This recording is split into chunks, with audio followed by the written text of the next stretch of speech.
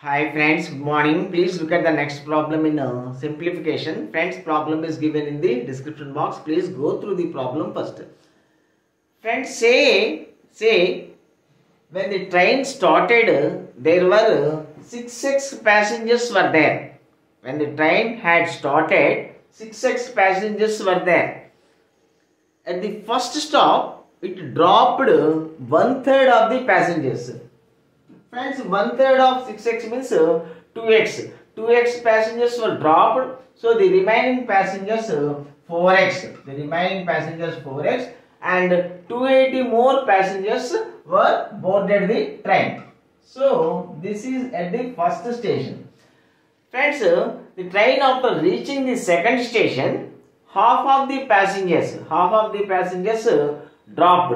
Half of the passengers dropped means the remaining passengers will be half of this.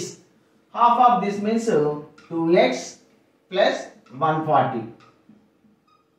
And at the second station, 12 more passengers were boarded the train. So plus 12. This is equal to. So at the third station, it was found that the number of passengers in the train were 248. Friends, 2x is equal to 248 minus 152. 248 minus 152.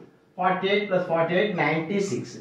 Friends, 2x is equal to 96. 2x is equal to 96. Friends, we want 6x. 2x is equal to 96 implies 6x. 3 2 6x 3 96. 3 6s 18, 3 9s 27 plus 1 28. 288 is your answer, friends. Thank you.